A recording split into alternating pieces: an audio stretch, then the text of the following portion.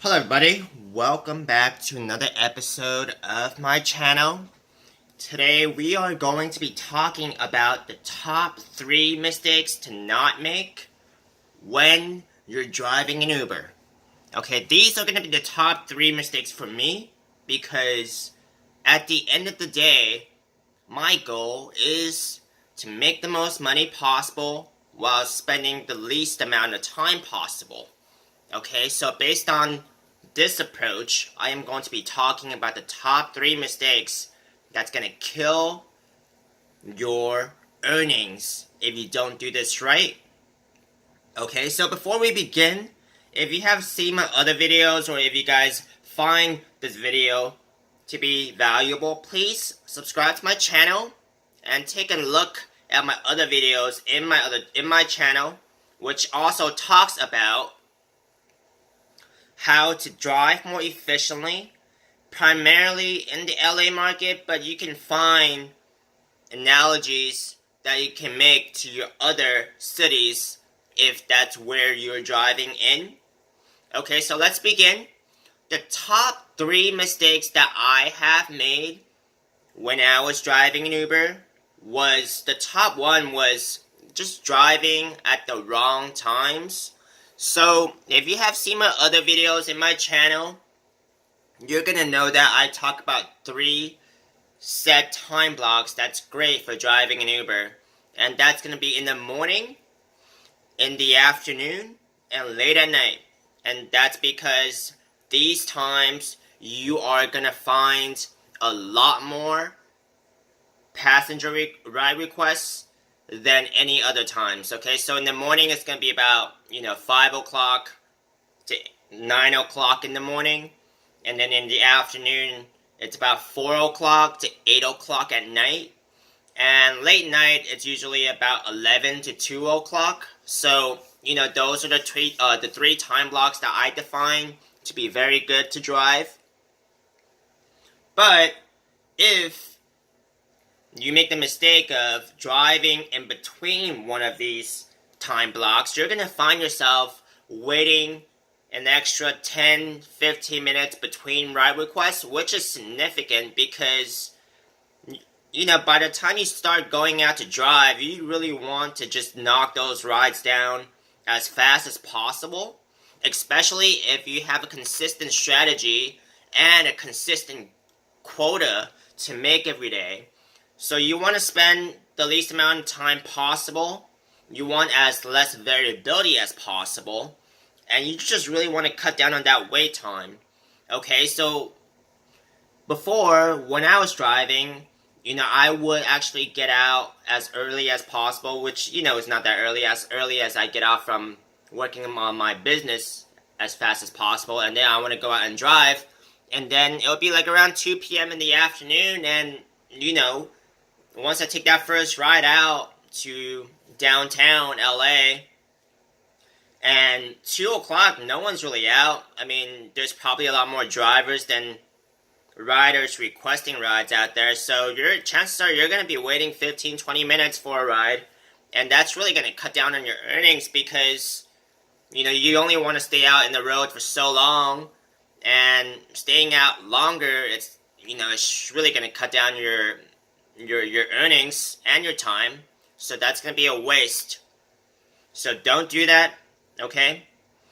The next thing is, just driving out to get your first ride. This is what I used to do too when I first started. It's like because I lived in residential Pasadena, so I was not expecting to get, really good rides back then, but that was only my expectations. So what I used to do was actually used to drive down to Union Station to get my first ride because I thought, I'm going to get better rides there. But, what I thought was wrong, it's just, if you can actually just wait out to get your first ride, that's going to save you a chunk of time and some driving in this case. Okay, so what I used to do was when I corrected this mistake was, I would actually just work in my apartment and actually just wait out to get my first ride. Okay, so as soon as I get a good ride, leaving my apartment, I'm gonna take that ride, and I'm just gonna stop whatever I'm working on, and I'm just gonna take that ride. Okay, so every day, that's a lot more consistent for me, and I love that approach more instead of driving to a more crowded spot to pick up your first ride, because now you're driving, you're wasting gas, you're wasting time, and who knows, once you get to the spot that you think is good, you still have to wait, so that's more time wasted. Versus if you're flexible around the time you're going to get your first ride. For my example is I'm just working at home, so I'm pretty flexible. I can just drop whatever I'm doing, and once I get a ride going to the destination that I want to be, I'll just drop whatever I'm doing and I'll just take that first ride. So it's going to save me gas, it's going to save me time, it's going to save me some waiting time, just to get that first ride. And who knows, what if that first ride already connects me all the way to where I need to be, which was the airport, and which, a lot of times it does, since I did live in a city center of LA that has a pretty decent distance in between there and the airport. Okay, so if you can wait out to get your first ride, especially if you're at your house, if you're in your office, and you can afford to just work around the time you get your starting ride, okay, while you're working or just, I don't know, kicking back or whatever. So that's going to help a lot, okay? Now, third, this would be, I'm talking about the LA market, okay? But you can also make a comparison to what I'm saying to whatever other city that you live in, okay? So the third point will be not having an airport plaque or LAX access. That's because LAX is a very popular destination here in LA, and especially during the times I drive, which would be in the afternoon, and people are just getting off work and going to the airport. So it would have been a huge mistake if I don't take LAX passengers, especially with the distance in between where I would start and LAX itself, which is about 30 miles, so I would be missing a huge chunk of good rides, good long rides, which is what I prefer. Okay, so not having an LAX access plaque would be a huge mistake for me.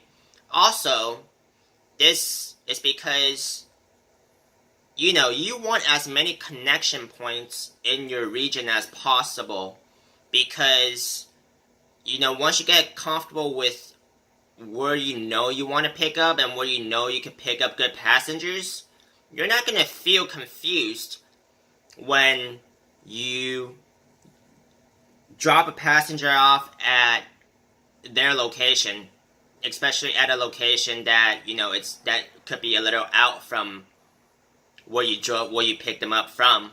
Okay, so you want as many connection points as possible.